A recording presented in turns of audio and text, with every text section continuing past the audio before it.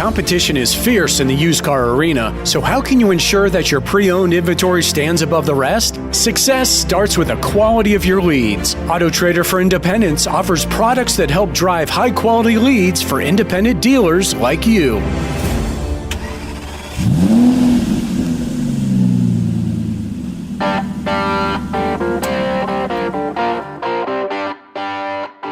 Welcome to Used Car News Podcast. Used Car News is your top source for fast and reliable news that car dealers can rely on for this evolving industry. Here are this month's top stories. Vehicle thefts top 1 million in 2023. Auto fraud expert warns dealers about high-tech theft. And EV shares fall below 10% in quarter one. Plus, special guest Aaron Hancock, the Director of Product Management for Automotive at Lead Venture.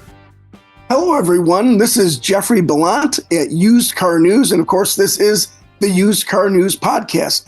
Today, we've got a wonderful guest. It's Aaron Hancock. He is the Director of Product Management for Automotive at Lead Venture. And they represent brands that you're familiar with, Fraser Computing, which has been around forever, Dealer Car Search, and Monroney Labels, which if you're familiar with your window sticker, you know what a Monroney label is. Welcome, Aaron. How are you doing today? Thank you. Thank you, Jeff. Doing well. Really glad to be here. I appreciate the time and I'm looking forward to the conversation. Appreciate you guys too. Yeah, appreciate what you guys do. Now, want to get into some of what you're seeing in the marketplace, but I want to start off with being this is kind of your wheelhouse. What did you think about what's happened with CDK Global? It seems like they're kind of pushing their way out of this ransomware attack they had, but it was humongous and it affected like thousands of dealers. What are your thoughts on that? Yeah, obviously, it was a huge impact to not only the CDK as a company, but like you said, the dealers, there were, some 15,000 dealers that were impacted by this. A lot of auto groups and dealerships coming out and saying that how much they're financially going to be impacted in the month of June. The way I look at this is just it's a stark reminder to all of us of the importance of security, not only of our systems, but more importantly, almost the security and the training of our team members. We don't know the root cause, exactly what happened, right, and how the ransomware got there. But, 45% or so of ransomware attacks start with a human, right? It's the vulnerability that we really have to try to get past in life. It always comes down to a person. No matter how great your system is, your security in your system, if somebody leaves the front door open, or opens the front door for someone to step in, then you have a problem. So, I think that's a great reminder to us as an industry of software providers, to dealers, but also to dealers. Make sure that you prioritize security training with your dealership employees, because it can easily be a vulnerability that you don't expect there.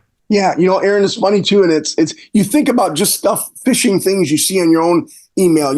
I always find myself delete, and then come across something, and it kind of catches my eye for a moment, and then I realize, ooh, wow, they almost got me there, Yep. And I remember a few years ago, an FBI guy was talking about fraud, and it happened just like you said. Somebody had got a ransomware attack, and this was a while back, and it had to do with purchase orders. And this person who worked in the purchase department, they would get hundreds of those, a month. And so they just, they paid it out, or they did whatever, they clicked on it, and it was a huge problem. But it was one of those things that they know where your vulnerabilities are. They know what you're going to click on. They know what catches attention. So you're exactly right. It's just about being really diligent and really a little paranoid if you're dealing with stuff like this. Yeah, for sure. And it's it's an ever changing thing, right? Technology changes constantly, as we all know. And it's important to stay on the forefront of that, because the hacker organizations that perpetrate these ransomware attacks, they're not just sitting back and trying the same old thing over and over again, because they know we're going to get wise to it eventually, and they know we're going to hopefully stop, falling for it. And so they go to the next thing. And so it's a matter of constantly being diligent and prepared for, understanding what the next vulnerability might look like. Absolutely. Yeah, I think about the movie Jurassic Park, where the Velociraptor was always poking at different parts of the fence to see what wasn't working. Yeah. Yep. Okay, so let's talk about in general what you're seeing in the marketplace. Now, we were going to do this interview a while ago, and things have changed a little bit. I think inventory maybe has improved, and then, of course, wholesale prices seem to be coming down. But what are you seeing there, Aaron? Yeah, I think that's correct. I think we still have a big challenge with things like inflation and Oh economic yeah. uncertainty, high interest rates. Those are continuing to be challenges. Jerome Powell yesterday was talking a little bit about potentially lowering some interest rates down the road, right? We keep hearing this. Yeah, Right. we might do it. Yeah, and we're thinking about it, talking about it. And everybody's like, all right, come on, let's get on with the lowering the interest rates here. We know it'll probably happen eventually. Uh-huh. It looks like probably sometime around the end of the year, maybe beginning of next year at this point, but we don't really know for sure when that's going to happen. But the For bottom sure. line is, consumers and dealers are feeling it.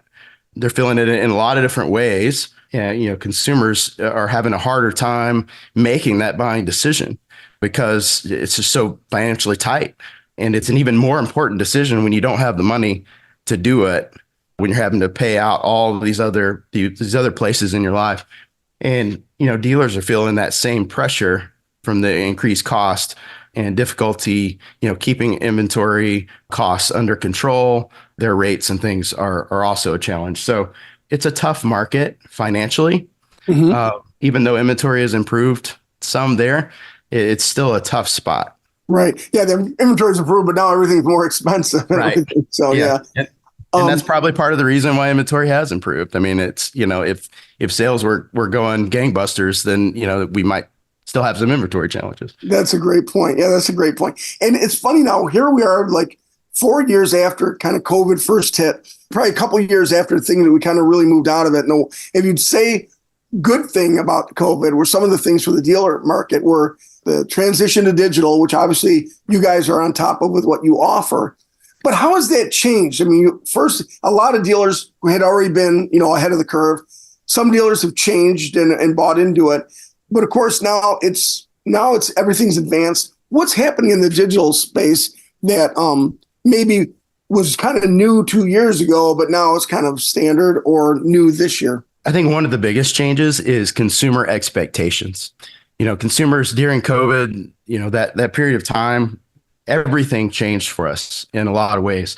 Now, when you go to a restaurant, you you go and you expect there to be curbside parking and them to bring your food out to you, right? That didn't exist very often before That's COVID. true. You have these changes, right? And we're not going back in a lot No. of these ways. One of the things that has really changed from pre-COVID to now is a consumer expectation that they can do more and more online, right? More and more of everything online, Hmm. work online, buy everything they want online, buy it today and have it delivered today online, right? And that doesn't exclude the car buying process. And what we've Right. seen is that, for a long time, consumers have started their buying process online, clicking around, research, that kind of Hmm. thing. But what we've seen is a transition to as many as 90% of car shoppers that prefer a dealership where they can start the actual buying process online, not Right. just research. They can Uh-huh. research, consumers, car shoppers, they know these cars and these vehicles as well or better than most of the people in the dealership do because of all the information they have at their disposal. They can go Mhm. research and they can dig into this one particular vehicle and Right. understand every in and out of it. When they get ready to buy, they want to get started and they want to get started online. And that's becoming a trend that we're not going to see reverse Right. because it's, I think it's something that consumers have kind of wanted to do for a long time, but there's really wasn't, there really wasn't a push for it. And so there's a difference between dealerships that offer the ability to get started on that buying process and dealerships that don't. And consumers are gravitating towards those dealers that do offer that. And what's the challenge for dealers? I mean, how do you guys, you're working with dealers on a lot of these products, like crazy computing, lead venture things like this. How do you help them? Okay, not just make the transition. I mean, not just survive, but thrive. How do you make them? What's a successful digital dealer doing that? I mean, how is that? Because it's obviously different than face to face. Yeah, I think the dealers that are being successful in this have embraced the change. It's not just enough to throw a digital retailing tool on your website and call it a day. I think you need to adjust your overall process for selling cars to be more aligned with the new generation of car buyers. And that includes things like how you communicate with a customer. there's definitely this cutoff in kind of generational preference for email, phone call, text, right? You're going to have a larger and a growing number of car shoppers that want a text instead of an email or a phone call. You're going to have a decreasing number of car shoppers that want a phone call at all or want to ever call you. And that's just aligned with the statistics and the way that these generations prefer to communicate.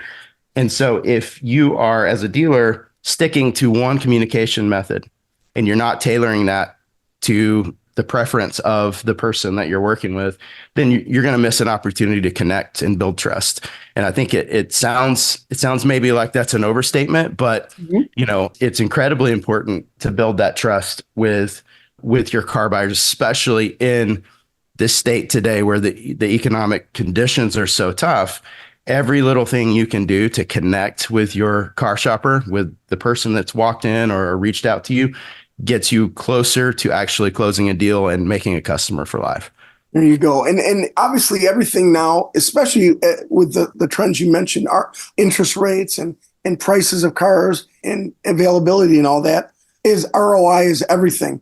How can dealers use these things to improve their bottom line? Yeah, I think efficiency is key, right? So we know with digital retailing, for example, we offer a digital retailing product.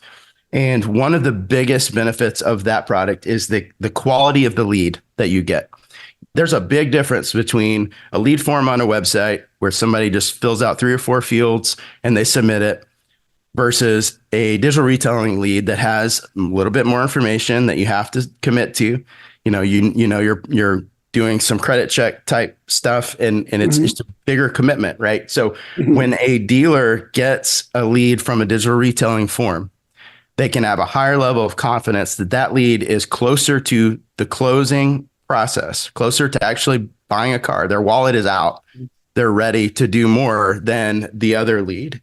And so you can spend more time focusing on those car shoppers and those leads that are submitted because you end up with a higher rate of close on those leads than with more traditional informational type requests. Not that you ignore those, right? But if you want to improve your ROI, you would focus a little bit more, maybe faster response, maybe just give a little bit more priority to some of those digital retailing type leads there. And generally speaking, I want to back up a little bit for DMSs. I mean, we've always had DMSs for a long time. How have DMSs changed in these last few years? I mean, what's been the things they've had to adapt to? So I think regulatory compliance changes are always a challenge. And it's also one of the benefits of, having a really solid DMS is that you don't have to keep up with those regulatory changes yourself. You can allow your DMS to provide that for you as a service. Sure. But, obviously for the DMS provider, those challenges with compliance and regulation and the ever-changing landscape of that is tough, right? It's tough to keep up with, just like anything else, any other law, anything else going on out there. It's almost a daily change in some cases. So, that I think is always going to be something that DMS systems have to stay out in front of. And I think we are also seeing different ways that dealers are using the DMS product, right? And like I mentioned, moving more towards that buying online process and deeper integrations with your digital storefront, your website, and your reputation management and things. That's one of the big pushes that we have at LeadVenture is integrating our reputation management products with DMS systems so that we can push out requests for reputation, for reviews and things like that to consumers after they make a purchase. It really helps drive that product forward for the dealer and helps improve their reputation online, which is a really big thing. Well, that is a big thing. That's a good comment because even back in the day before all this electronic stuff, you'd always have competing dealers trying to badmouth another dealer. I have a friend who's like ATV parts, a big ATV parts online business. And early on, he had like a bigger competitor, really almost getting thrown off eBay when he was just starting there small. And so it is interesting. So for reputation management, what do you recommend? Obviously, the product is good, but how do dealers make sure they improve that or stay on top of that? Yeah. So, I like to think of it this way. If I'm going to dinner with my wife, and we're trying to figure out where we're going to go eat, the very first thing she does, usually I'm driving, the very first thing she does is pull up her phone and start looking at restaurants. And she doesn't look at the menu. She doesn't look at the pictures or anything like that. She looks at the reviews. And if there aren't any reviews or that one review, and doesn't matter how high it is, right? If it's 5 stars, but one review, that's probably not going to, it's probably not going to move the needle for us. Right. If it's 3 stars and 1,000 reviews, that's a pretty clear message, right? So it's bad to not have very many reviews, if you think of it that way, because it doesn't give a picture one way or another. So the car shopper is going to assume that there's not enough information to make a decision there. And so one of the things that we do is work not only for you to respond to reviews that may be given that you need to respond to, positive or negative, but also, as important or more important, actually try to get more positive reviews on your reputation and your review sites. And that is key. And that, I think, is one of the big differentiators between just a review management product and the reputation management product that we offer. That's great. Yeah, I was going to say my brother works for a plumbing company, and they're trying to do that, but they're not doing it enough, I would think.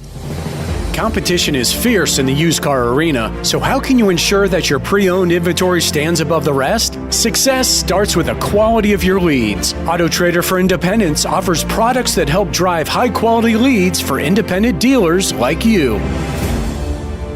But it's funny you say that about the reviews. It's funny. I was reading a story about, I don't know if it was politics or cultural issues, but what they said is younger people, they'll look at the issue and they don't read the article. They go down to see what the comments are, which blows me away. It says, whatever the comments are, that's the way they think. I thought, oh my gosh, I'm so scared, Yeah, that is a scary thought.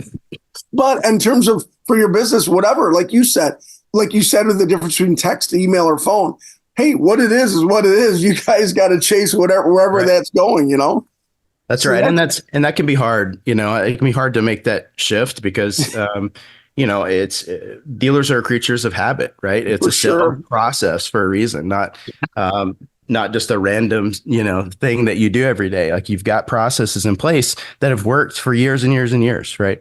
And there are changes and adjustments that can make you more successful as a dealer. Yeah, great. And I know, Aaron, you've been in the business for 15 years or so.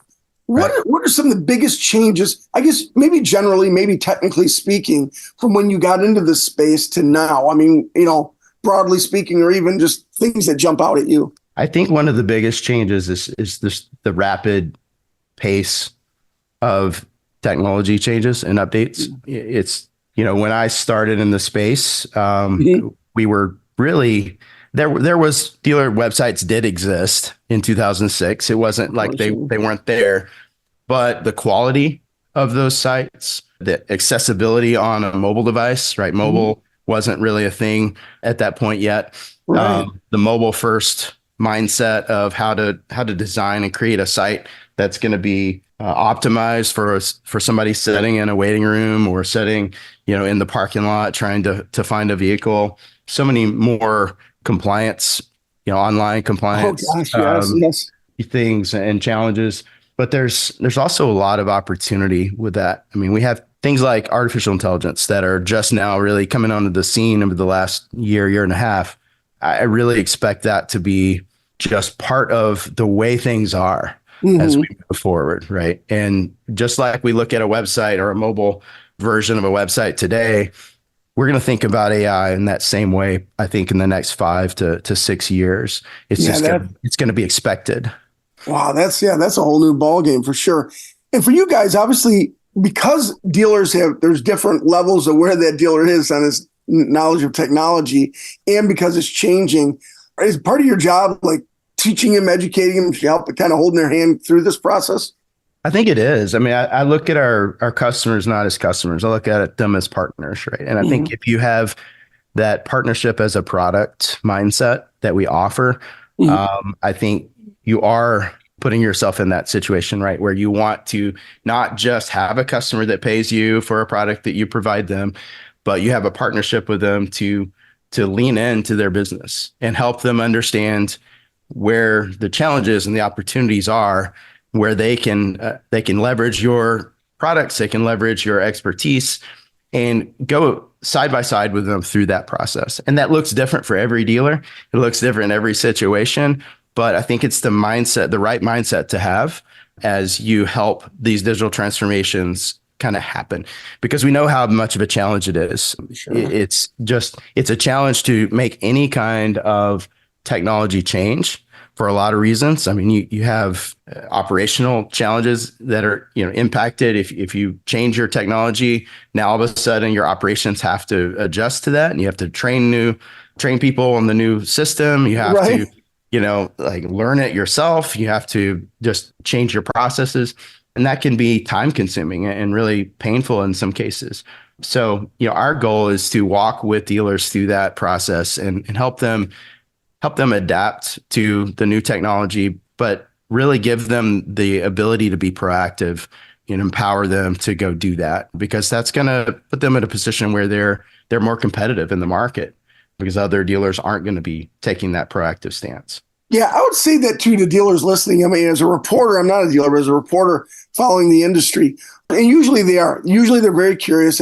We just got back from the NIADA convention in Vegas a few weeks ago, and bunches of vendors there. You guys were one of them. And dealers will come and ask questions. And I also think that's important for you guys. And I know that you do.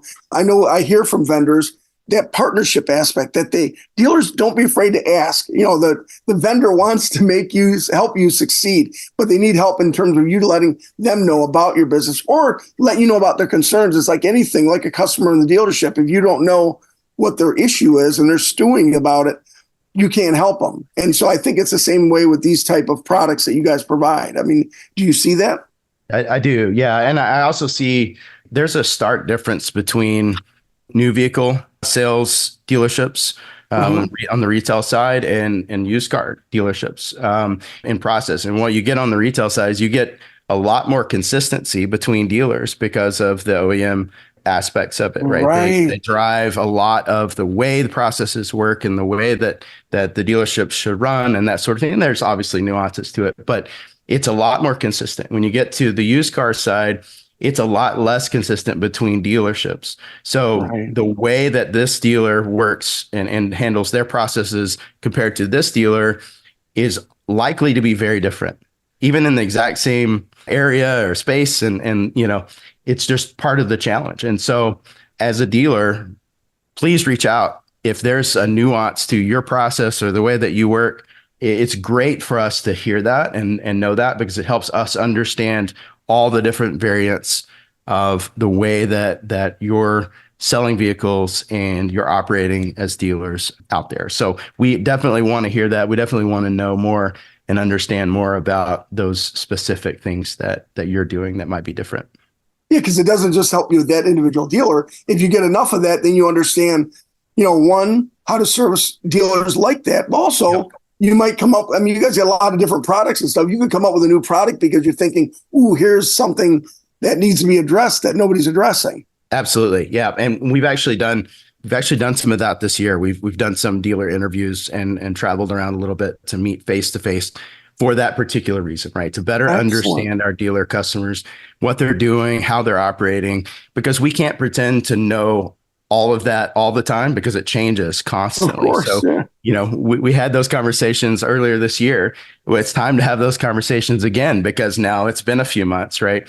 So that'll be part of the DNA of what we do, is listening and digging in and understanding opportunities to help dealers, but also some of the additional challenges that maybe aren't on our radar. And is there anything else, any other type of new things you guys are doing or any type of products you really want dealers to know about? Maybe we haven't heard about it or the dealers haven't heard about it, or things that are meeting the need right now? Yeah, so I'll give you a couple of examples. So, one of our biggest products obviously is Fraser DMS. We have a hosted Fraser DMS product that is cloud-based, that allows you to access your DMS from anywhere. That product is really great for dealers that want that type of flexibility. And then I'll say on the dealer car search side, we've got a big focus on leveraging artificial intelligence in ways that make sense.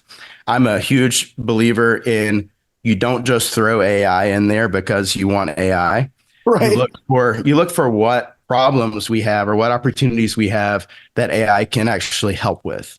Right. Yes, so exactly. we have two products that we have launched that are really great. One is artificial intelligence vehicle descriptions, so AI-powered vehicle descriptions. It will turn your description data into something that's actually readable and really great content instead of just a list of features or whatnot.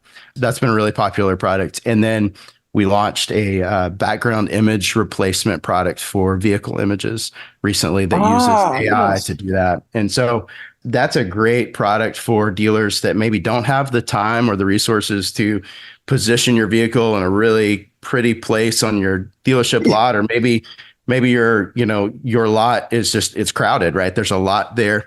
And so that can really help you make your photos for your vehicles a lot higher quality, which is one of the keys to getting consumers to actually engage with you on your digital storefront. So those two products are really things that we've launched recently, and we're going to continue to innovate in that space.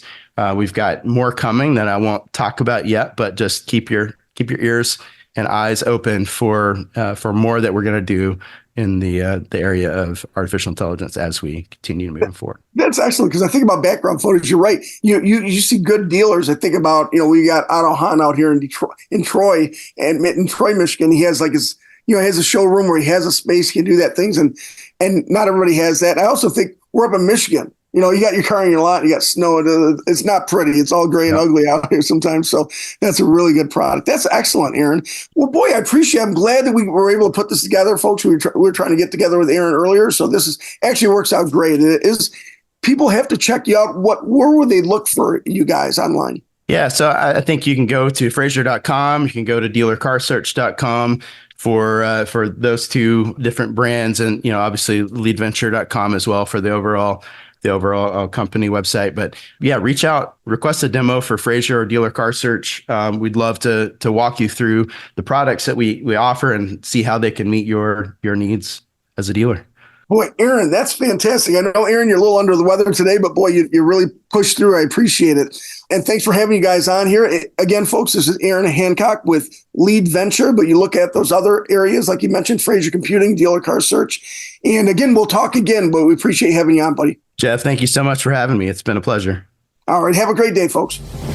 Competition is fierce in the used car arena, so how can you ensure that your pre-owned inventory stands above the rest? Success starts with the quality of your leads. AutoTrader for Independents offers products that help drive high-quality leads for independent dealers like you.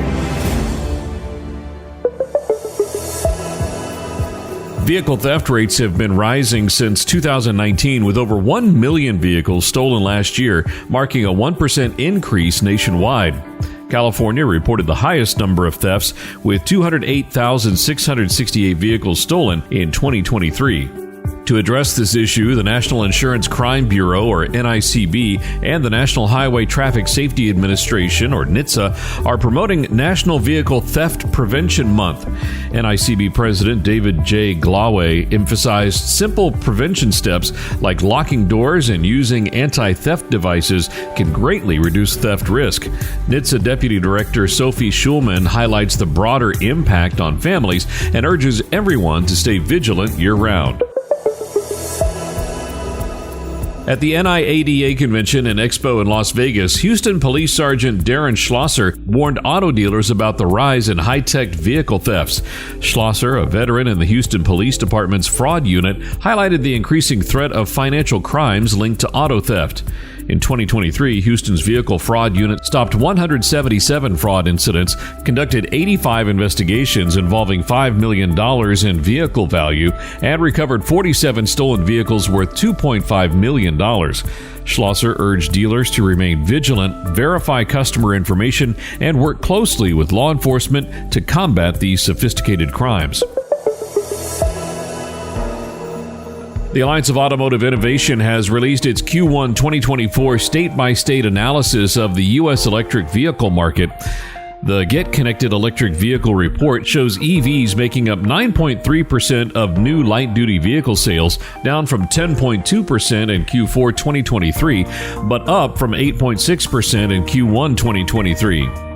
With 113 EV models available, light trucks dominate the market at 84%. EV market share rose in 37 states, with top sales in California, Washington, D.C., Colorado, and Hawaii. Over 344,000 EVs were sold, marking a 13% year-over-year increase. Thanks for listening to Used Car News Podcast. Each month, we'll bring you fast and reliable news that car dealers can rely on for this evolving industry. For a free subscription of Used Car News, please go to usedcarnews.com. This podcast is a production of BG Ad Group. Make sure to share us on social media and like and follow wherever you get your podcasts.